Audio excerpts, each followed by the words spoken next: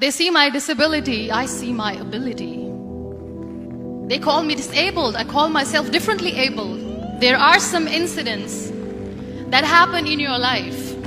Those incidents break you, deform you, but they mold you into the best version of you. And the same thing happened to me. I was 18 years old when I got married. My father wanted me to get married. And all I said was, if that makes you happy, I'll say yes. And of course, it was never a happy marriage.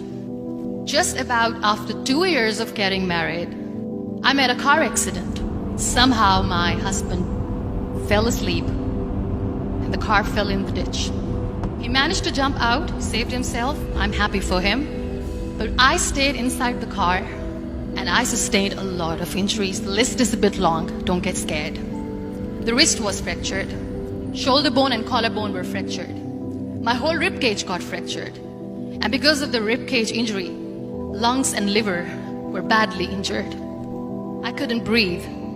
I lost urinary bowel control. That's why I have to wear the bag wherever I go. 3 vertebrae of my backbone were completely crushed. And I got paralyzed for the rest of my life. I finally ended up in a hospital where I stayed for 2.5 months. I underwent multiple surgeries. One day, doctor came to me and he said, well, I heard that you wanted to be an artist, but you ended up being a housewife. I have a bad news for you.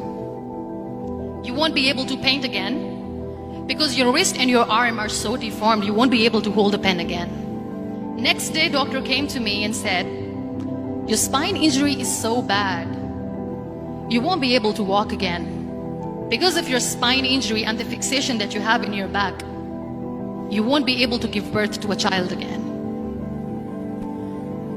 That day, I was devastated. I asked my mother, why me? And that is where I started to question my existence. Why am I even alive? And that is where I realized that the words have the power to heal the soul. My mother said to me, this too shall pass. God has a greater plan for you. I don't know what it is, but He surely has. And in all that distress and grief, somehow or the other, those words were so magical that they kept me going. One day I asked my brothers, I know I have a deformed hand, but I'm tired of looking at these white walls in the hospital and wearing these white scrubs. I'm getting tired of this. I want to add more colors to my life. I want to do something. Bring me some colors, bring me some small canvas. I want to paint. So the very first painting I made was on my deathbed, where I painted for the very first time. It was not just an art piece or just my passion. It was my therapy. And then I was discharged and I went back home. And I went back home and I realized that I have developed a lot of pressure ulcers on my back and on my hip bone. I was unable to sit. There were a lot of infections in my body, a lot of allergies. So doctors wanted me to lie down on the bed straight for not 6 months, for not 1 year, for 2 years. I was bedridden, confined in that one room, looking outside the window, listening to the birds chirping, and thinking maybe there will be a time when we'll be going out with the family and enjoying the nature.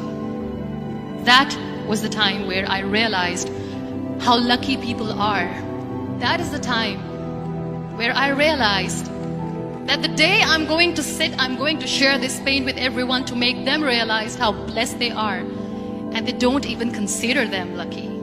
That day I decided that I'm going to fight my fears. We all have fears. Fear of unknown, fear of losing people, fear of losing health, money. We want to excel in career, we want to become famous, we want to get money. We are scared all the time. So I wrote down one by one all those fears. And I decided that I'm going to overcome these fears one at a time. You know what was my biggest fear? Divorce. I was trying to cling on to this person who didn't want me anymore, but I said no. I have to make it work. But the day I decided that this is nothing but my fear, I liberated myself by setting him free. And I made myself emotionally so strong that the day I got the news that he's getting married, I sent him a text that I'm so happy for you and I wish you all the best. And he knows that I pray for him today. Number 2 was, I won't be able to be a mother again. And that was quite devastating for me. But then I realized there are so many children in the world, all they want is acceptance.